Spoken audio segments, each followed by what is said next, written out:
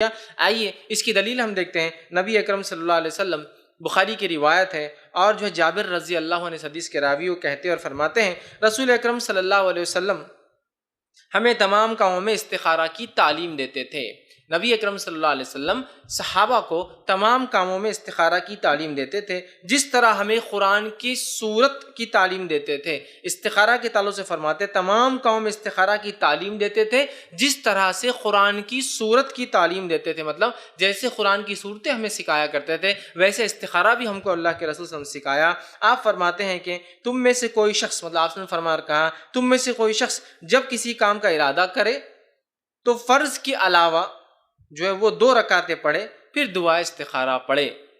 تم میں سے جب کوئی شخص کام کا ارادہ کرے، آپ نے فرمایا تو 2 رکعت نماز پڑھے فرض کے علاوہ، اور اس کے بعد دعا کرے. اور اس طریقے کو، اس دعا کو اور استخارہ کو نبی اکرم صلی اللہ علیہ وسلم صحابہ کو ویسے سکھاتے جیسے نماز کی صورتیں سکھاتے تھے. مطلب صورتوں کو سکھایا کرتے. قرآن کو جیسا آپ سکھاتے تھے ویسے ہی صحابہ کو بٹھا کر آپ نے استخارہ بھی سکھایا. حالانکہ استخارہ اتنا واضح ہے اور اتنا آسان ہے، آگئی بات حدیث میں واضح ہے. نماز 2 رکعت فرض کے علاوہ پڑھے اور دعا کرے، یہ ہے استخارہ کا طریقہ. بس اتنا ہی.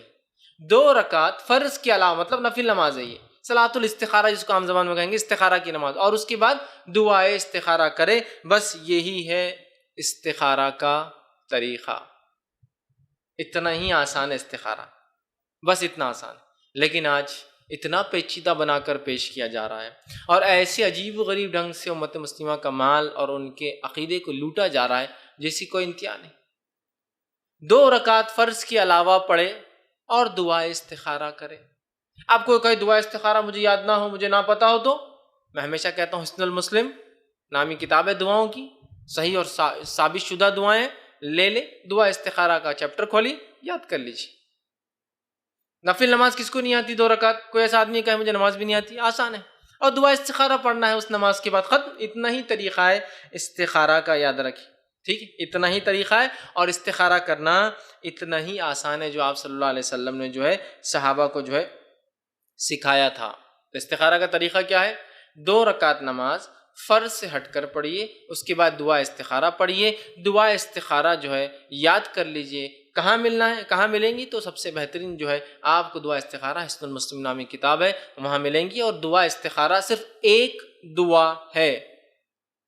دعا استخارہ صرف ایک دعا ہے، اس سے ہٹ کر وہ دعا نہیں ہے. کیوں نہیں ہے؟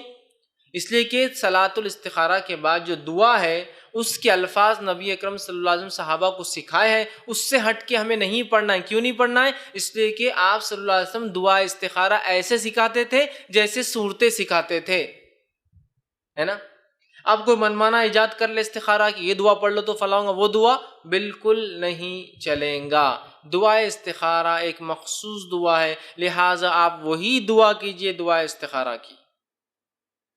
آپ وہی دعا کیجئے. انشاءاللہ جو لوگ نیٹ پر اس کو دیکھیں گے وہاں دعا بھی ڈسپلے میں آ جائیں گی تو وہ وہاں سے دیکھ سکتے ہیں. ٹھیک.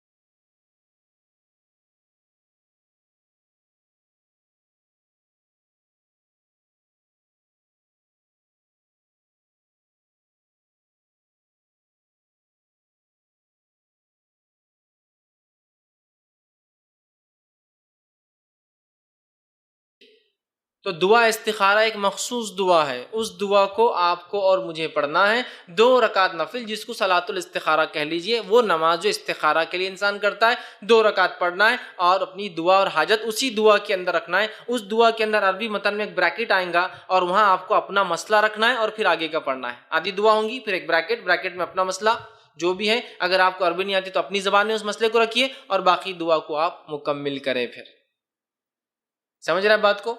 وہ بریکٹ آئیں گا آپ کو عربی میں ملیں گا، اس بریکٹ میں آپ کا مسئلہ رکھیے، بول کے اردو میں ہوں گا. ٹھیک ہے، جو ایشو پہ آپ وہ کر رہے ہیں استخارہ ہمارا کہ اللہ میرے نکاح کے تعلق سے میں سوچ رہا ہوں اس لڑکی سے کروں یا نہ کروں، پھر باقی کی دعا آگے کرنی. اے اللہ تجارت کے بارے میں سوچ رہا ہوں، تجارت میں اس کو پارٹنر بناؤں نہ بناؤں، آگے آپ کی دعا ہے. سمجھے آپ عربی میں؟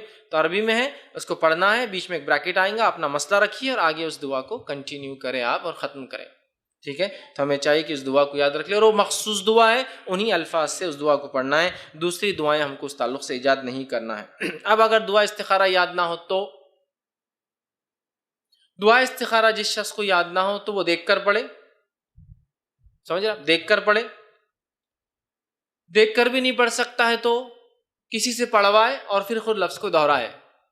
ایک آدمی ہے اس کو پڑھنا بالکل نہیں آتا عربی، وہ کسی سے پڑھوائے کہ کوئی اسے پڑھ کر سنا اور اس کو ریپیٹ کرے. کبھی ہوتا ہے لوگوں کو بہت مشکل سے صورتیں یاد ہوتی ہے، حالات، زمین، زمانہ، زبان، بہت سارے مشکلیں ہوتی ہیں، اللہ رحم کرے. تو بہرحال خود نہیں پڑھ سکتا ہے دیکھ کر پڑھے، دیکھ کر نہیں پڑھ سکتا کسی سے پڑھوائے، لیکن کوشش کرے کہ عربی کو انسان ضرور سیکھے. لیکن کبھی ہوتا ہے قرآن تو عربی میں آ جاتا ہے پڑھنا، لیکن دعائیں مشکل ہوتی ہے اس لیے کہ وہ ویسی عربی نہیں لکھی ہوتی جیسا کہ قرآنی آیتیں ہوتی، زیر زبر ہر چیز ہوتی ہے اس میں مختلف بہت سی بار خالی دعا لکھی، مشکل ہوتا ہے تو کسی سے پڑھوا لے. ٹھیک ہے، اگر یاد نہ ہو تو یہ طریقہ اس کا ہے، دیکھ کر پڑھ لے، دیکھ کر بھی نہیں پڑھ سکتا تو کسی سے یاد مطلب پڑھے وہ آدمی اور آپ اس کے پیچھے دوہرا لے. استخارہ یاد رکھیے یہ صرف مباح عمل کے لیے ہوگا.